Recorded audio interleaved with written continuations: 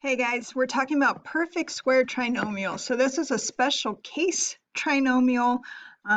If all else fails, you can always do factor the way that we've been factoring, but we have some special cases. Math is about patterns, and that's what we're looking at. So perfect square trinomials, in that name, we're talking about perfect squares are part of this. So we're going to look at what these formulas mean. They're on your star chart. We're going to talk about what do they mean, because if I don't know what it means, it's useless to me. And then we'll put it into practice, show you why it works, what pattern was discovered, and then show you why this is helpful to us. Okay. All right. So first thing is we have our formulas. One ends up with plus and one ends up with minus. So what I want you to know is that these a squareds right here, those are just telling us that these are perfect squares. And the b squared is also just telling us that this has to be a perfect square. So perfect square, the square roots are whole numbers. So 9 is perfect because the square root of 9 is 3. Okay. All right, so we have perfect squares.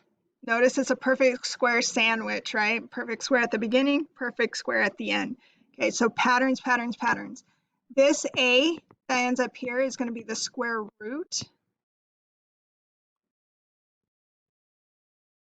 of, and what this is going to end up being is the square root of the squared term. And we're going to see when we start putting numbers in here what that actually is telling us. Okay, but that's what that is. And b is going to be the square root of our constant. So if we think about how trinomials are set up, that last term should be our constant. So square root of the constant. All right, one other thing to notice is that if I add my middle term, I have a plus sign in my factor. So we're going to use the middle sign. All right, same thing happens when I subtract it, then I'm subtracting in my factor. Okay, so we're going to do this. I'll talk about, when we look at it with numbers, I'll talk about what the 2 times a times b means. We'll look at that, but let's put some numbers because this is a little abstract still. Let's see what is actually happening here. Okay, I'm going to do this the long way first so that we can see what's happening, and then I'll show you the beauty of this pattern. Okay, so we always start the same. Always look for your GCF. Okay, 9, 30, 25, that's going to be 1.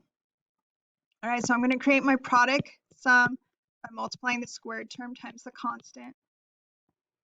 All right, that gives me my product, which is going to be 225 x squared. The middle term is always my sum, so that's negative 30x. And then I have to go and figure out what multiplies to 225 but adds to negative 30x. And you can watch another video on how you can use Desmos to figure this out. But what this is going to be negative 15x, and they both have to be negative because I want a positive product but a negative sum. Okay. All right, so we have that. I'm going to go with the area model. It's just a good visual. So I set up my pieces, squared term top left, constant bottom right, and then what I found in my product sum fills in the rest. Okay, so then I'm figuring out, what did I multiply? Well, I know x times x to get the x squared. And for 9, it could be 9 times 1, or it could be 3 times 3. So I'm looking at what else I need.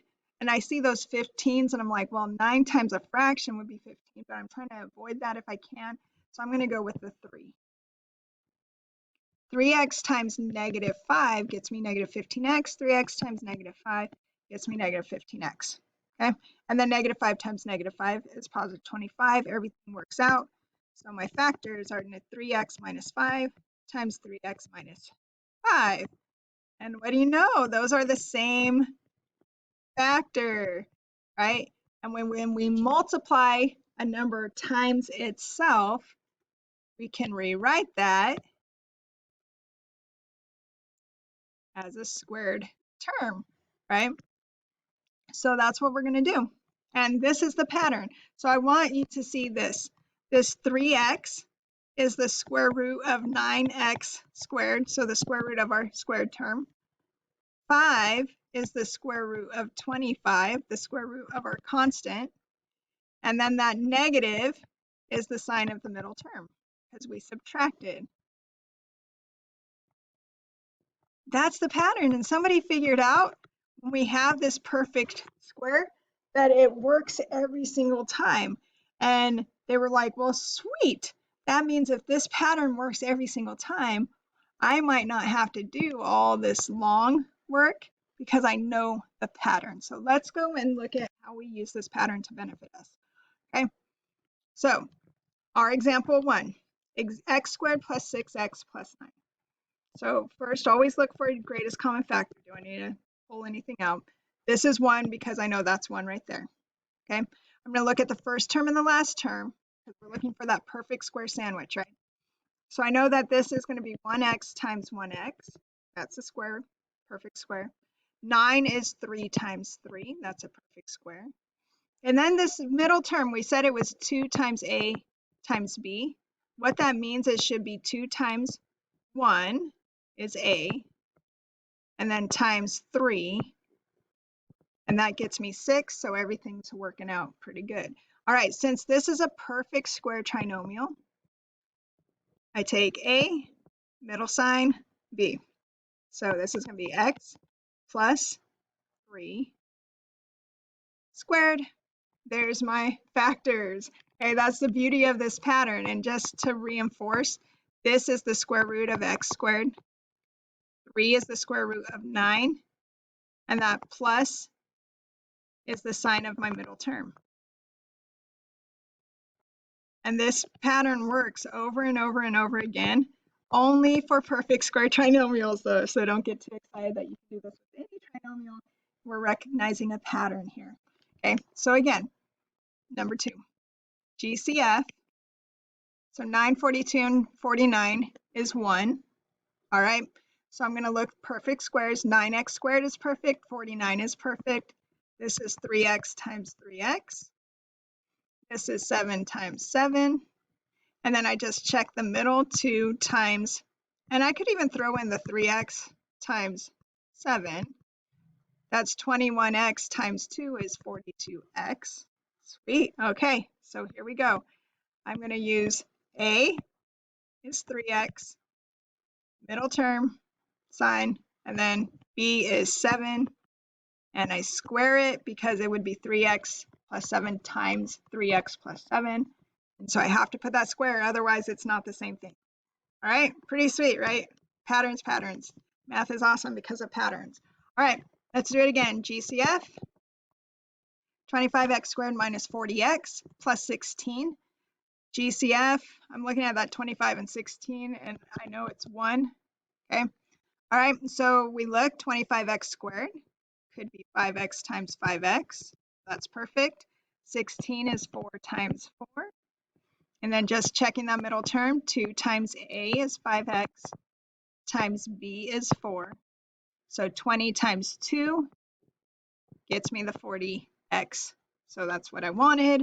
All right, here we go. I'm going to use that middle sign. So this is a, b. So 5x minus 4 quantity squared. All right, one more. Looking for patterns.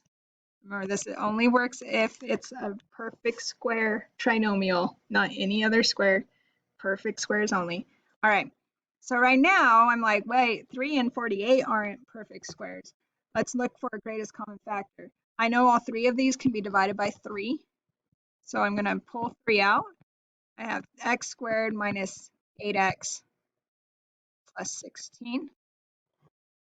Okay, and so now I look, are these perfect squares? So x squared and 16, those are perfect squares. Okay, so x times x, then I have 4 times 4, and we can check that 8 right there, 2 times 1 times 4. That gets me the 8. Everything's working out. Don't lose 3. Biggest mistake I see. All right, so we're going to have x minus 4 quantity squared. This whole thing is our factored form. Okay, so that's our perfect square trinomials. Can look at reminders. We want that GCF always. That should be the first thing you're looking for. Is there greatest common factor of all of these? Sometimes that perfect square trinomial is hiding behind a GCF, so make sure you pull that out. You can use Desmos to check if it's a perfect square if you're not sure. Use the sign of the middle term and make sure you have the same factor and make sure you square that. And that's perfect square trinomials.